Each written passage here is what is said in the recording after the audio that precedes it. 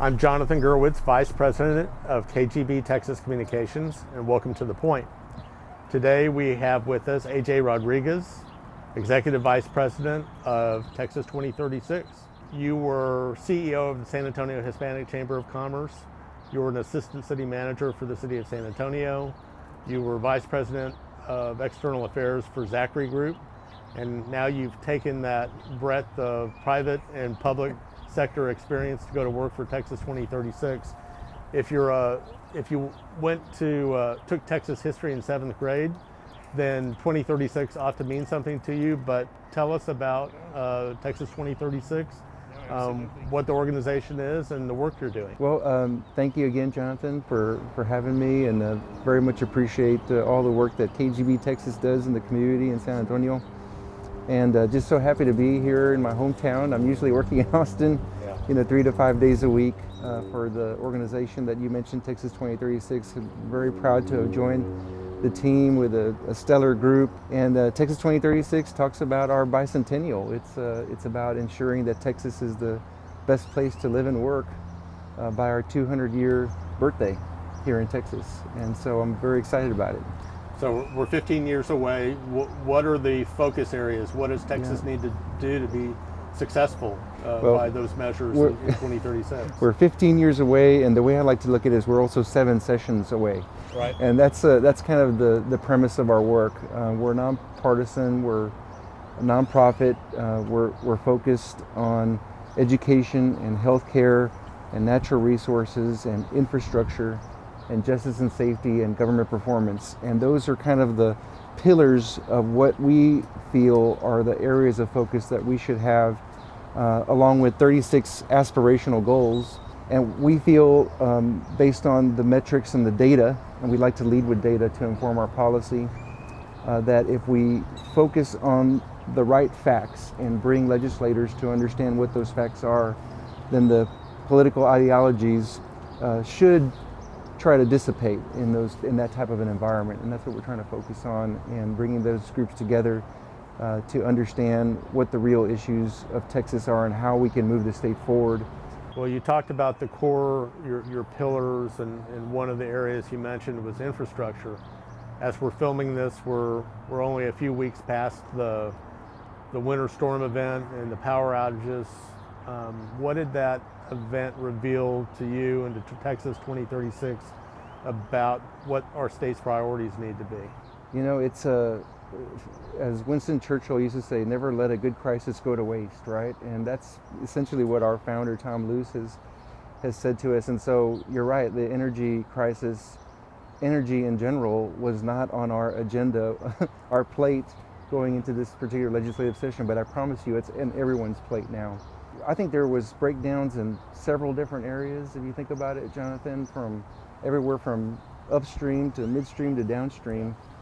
It was kind of a perfect storm in regard to all the breakdowns that happened. I mean, something as simple as some of our generation units having backup fuel on site could have solved some of that.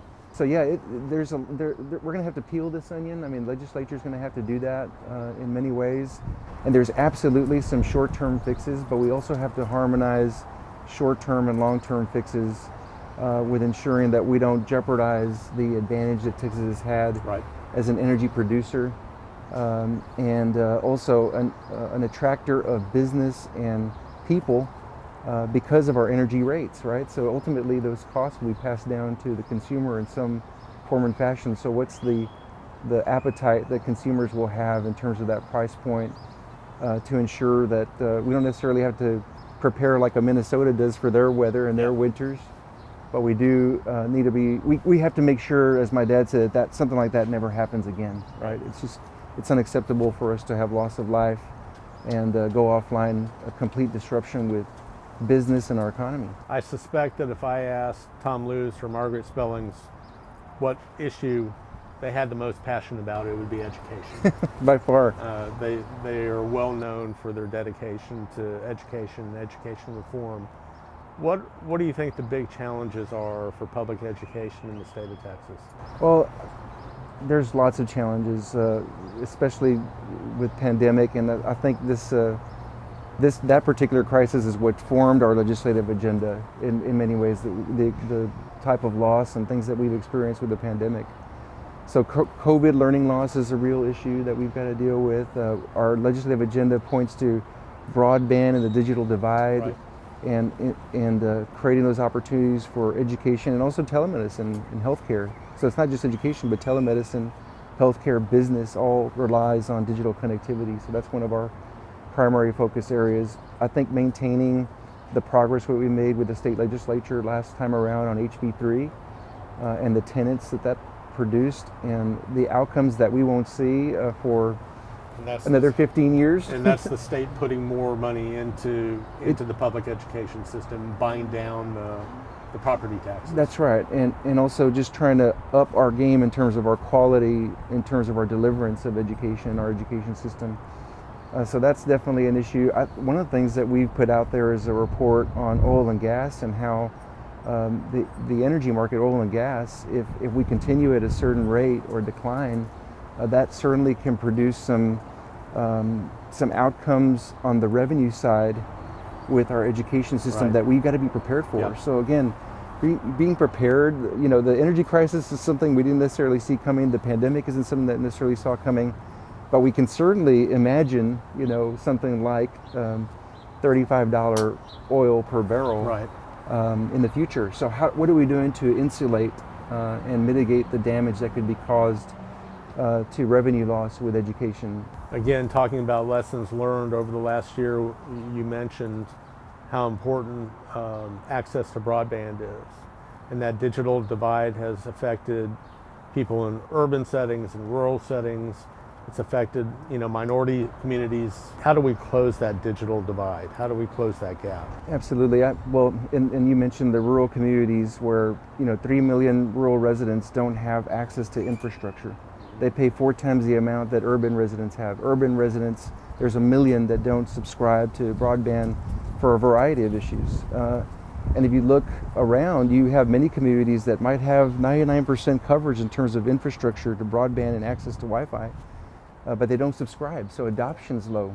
We believe at Texas 2036, and we created a coalition called Digital Texas that has now 36 organizations, that broadband connectivity is the farm-to-market road of the 21st century. And we've got to make that happen for our economy and for our citizens, for better quality of life. So think about, a junior that goes home with his new iPad, and right, he's able to access the internet, but he's also able to show Abuelita how to access her prescriptions, right? He's also able to show Dad how to get on the Texas Workforce Commission site. And it's really kind of an empowerment tool for the entire family, and you mentioned especially those families that have disparities, right? Yeah, that's a great motto. It's the farm to market road of the 21st century. You should see our logo. It looks like a farm to market road sign. Nice. So, I know you're an accomplished artist, and talk about your journey as an artist. When did you realize you had the talent, and when did you really get serious about it? Well, first of all, I appreciate you putting, quote, accomplished in front of artists.